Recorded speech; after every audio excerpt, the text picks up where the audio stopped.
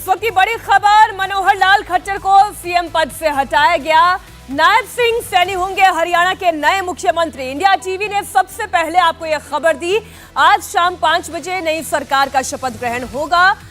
मुख्यमंत्री पद की शपथ लेंगे नायब सिंह सैनी, मुख्यमंत्री पद की शपथ लेंगे। उनके साथ एक डिप्टी सीएम भी आज शपथ लेंगे, लेकिन वो चेहरा कौन है, वो नाम कौन है, अभी इस पर जानकारी नहीं मिल पाई है।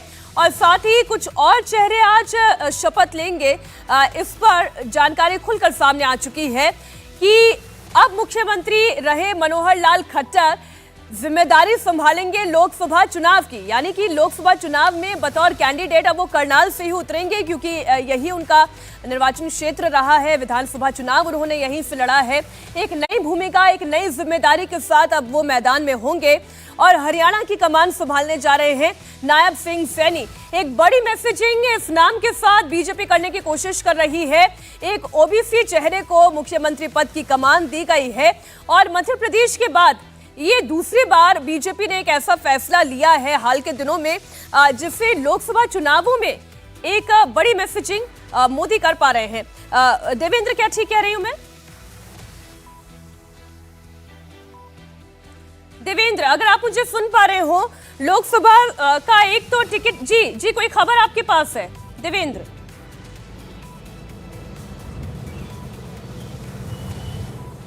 देवेंद्र, चलिए दोबारा हम कनेक्शन दुरुस्त कराते हैं। क्या इसे हर्षवर्धन जी, बड़ी मैसेजिंग, पहले मध्य प्रदेश में मोहन यादव को मुख्यमंत्री की कमान और अब एक और ओबीसी चेहरा नायब सिंह सैनी, उन्हें हरियाणा की कमान? नहीं, निश्चित तौर पर ओबीसी चेहरा मुख्यमंत्री के तौर पर लेकर आना, ये तो विपक्ष की और विशेष करके राहुल गांधी की उस राजनीति का सीधा जवाब है, या कहें कि उसके सामने एक उन्होंने ऐसा आंकड़ा, तथ्य, प्रमाण प्रस्तुत कर दिया है जिसको झुठलाना मुश्किल होगा। लेकिन जो सबसे बड़ी बात है कि जब आप 10 की 10 लोकसभा सीटें जीतने की बात कर रहे हैं, जब आप ये कोशिश कर रहे हैं कि कहीं भी हमारी जो 100% की परफॉर्मेंस वो नीचे न जाए, तो कुछ भी छोड़ा नहीं जा सकता है। मनोहर लाल खट्टर एक शानदार मुख्यमंत्री हैं, नायब सिंह सैनी ओबीसी समाज से आते हैं और खट्टर साहब के बहुत विश्वस्त व्यक्ति हैं। तो कुल मिलाकर एक तरह से कहें कि उसी को आगे बढ़ाने वाला, लेकिन एंटी इनकम्बेंसी जैसी चीज नहीं। अब उस चेहरे को आप नहीं कह सकते, उस चेहरे के ऊपर आप नहीं थोप सकते। दूसरा, जब हम कहते हैं कि समीकरण बदलेगा, तो अभी आपको मुख्यमंत्री के साथ साथ मंत्रिपरिषद भी बदलती हुई दिखेगी। यहां एक चीज और जिसको मैं बार बार कहता हूं, नरेंद्र मोदी अमित शाह युग में जनप्रतिनिधित्व, जिसको कहते हैं ना कि पार्टी के भीतर और पार्टी के बाहर से भी, वो बहुत ज्यादा बढ़ा है। अगर आप देखिए तो ये हर राज्य में ऐसा होता है कि एक व्यक्ति मुख्यमंत्री रहा, बरसों बरस वो रहा और दूसरे उसके आसपास के नेता वो यूं ही रह जाते हैं। लेकिन अब समय समय पर मुख्यमंत्री का परिवर्तन, मंत्री बदला जाना, सांसद विधायक बदला जाना, वो ज्यादा लोगों को इस पॉलिटिकल प्रोसेस में जोड़ता है और उसका भी भारतीय जनता पार्टी को लाभ मिलता है। इक्वल शेयर ऑफ अपॉर्चुनिटीज इसे क्या कह सकते हैं? राहुल जी, मैं आपके पास आऊंगी, लेकिन देवेंद्र, ये इक्वल शेयर ऑफ अपॉर्चुनिटीज है, आप इशारा कर रहे थे, मुझे लगा एक और कोई बड़ी खबर है आपके पास। जी हाँ, बिल्कुल। एक सोर्सेज के द्वारा जो जानकारी मिली है, तो उसमें बीजेपी के स्कीम ऑफ थिंग्स में यह था कि नायब सैनी को मुख्यमंत्री बनाए जाने के साथ, मुख्यमंत्री का चयन करने के साथ 2 डिप्टी सीएम रखा जाएगा और उस 2 डिप्टी सीएम में से एक डिप्टी सीएम अनिल विज को और दूसरा डिप्टी सीएम जाट चेहरे के तौर पर भव्य बिश्नोई को। भव्य बिश्नोई हम सभी जानते हैं कि कुलदीप बिश्नोई के बेटे हैं।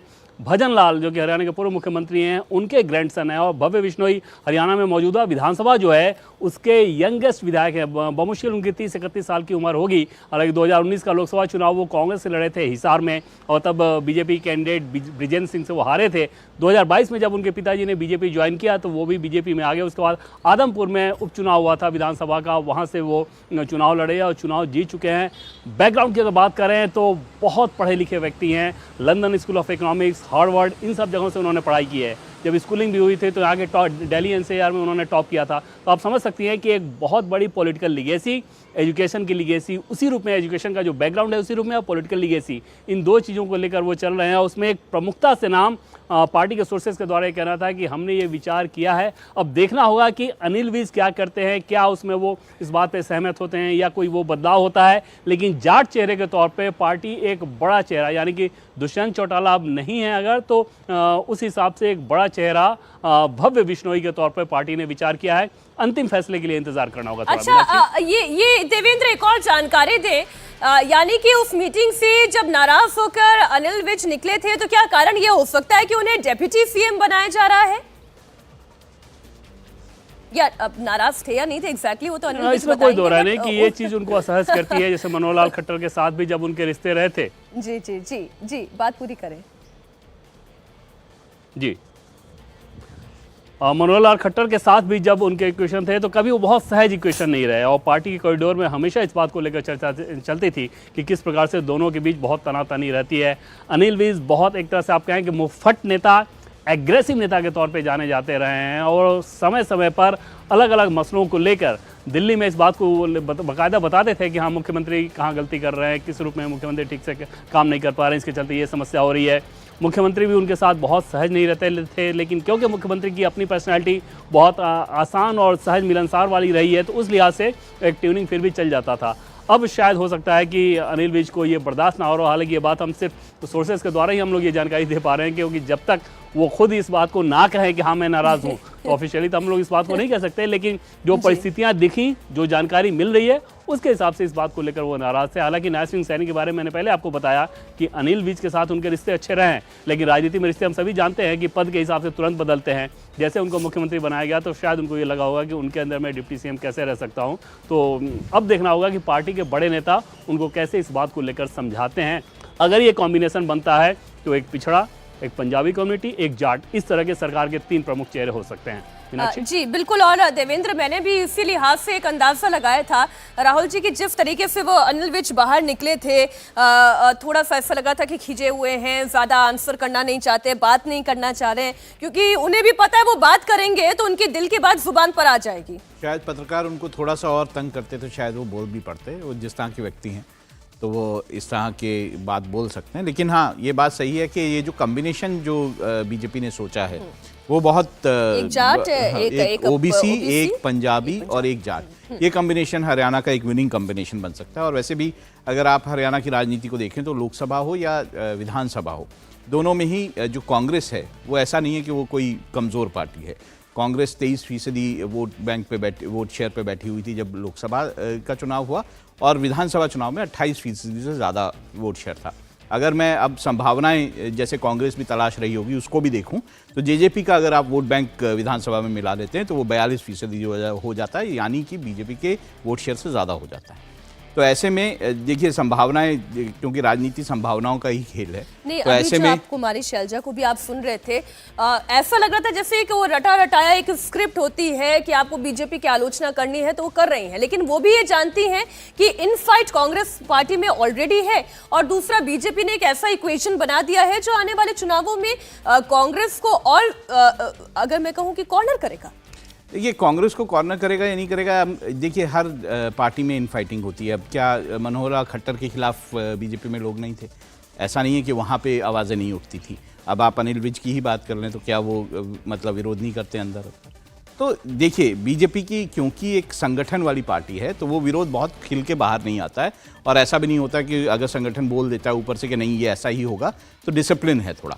कांग्रेस में ये थोड़ी सी जो है ये कमी है कि उसके नेता बाहर भी निकलते हैं, उसके नेता मुखर भी होते हैं, उसके नेता पार्टी छोड़ भी देते हैं इस तरह से अगर फैसला उनके अनुकूल ना हो। तो ये दोनों में काम करने का फ़र्क है। लेकिन ऐसा कहना कि हरियाणा में बीजेपी में इनफाइटिंग नहीं है और कांग्रेस में इनफाइटिंग है, ये शायद से नहीं होगा। मुझे लगता है कि राजनीति में आप जो चुनावी राजनीति है उसको कैसे हैंडल करते हैं, उसका प्रबंधन कैसे करते हैं, उसके आधार पर ये इनफाइटिंग, अंदरूनी कलह, किसका किसके झगड़ा है, ये सब चलता है। अगर कोई पार्टी, और जाहिर है महत्वाकांक्षा होगी भाई, ऐसा थोड़ी ना है, कोई संत थोड़ी ना है राजनीति में, कोई इसलिए थोड़ी ना आया है कि दूसरे का भला करता रहे।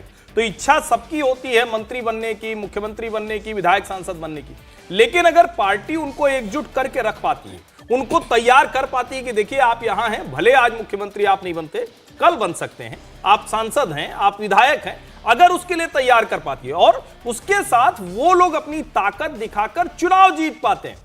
कुमारी शैलजा को जब हम देखते हैं, कहां से चुनाव जीत पाएंगी, कौन सी उनकी राजनीतिक स्थिति है? क्या हुड्डा परिवार के अलावा किसी के पास कोई पॉलिटिकल कैपिटल है हरियाणा में? नहीं है। रणदीप सिंह सुरजेवाला को हम देख चुके हैं, उनकी क्या स्थिति है। तो मुझे लगता है इन फाइटिंग एक चीज, नेता की अपनी क्या स्थिति है, क्या कोई एक विधानसभा, कोई एक जिला, कोई एक लोकसभा ऐसी है जहां वो खड़ा हो जाएगा तो कहेंगे ना, चाहे जिस पार्टी से वो मजबूत रहेगा। कांग्रेस की असली समस्या ये है, उसके पास जनता से जुड़े हुए नेता नहीं है, चाहे वो हरियाणा हो या फिर दूसरे राज्य। इस समस्या को नहीं दूर करेंगे तो बयानबाजी चलती रहेगी। 24 का चुनाव सामने दिख रहा है, आगे भी इसी स्थिति में रहेंगे।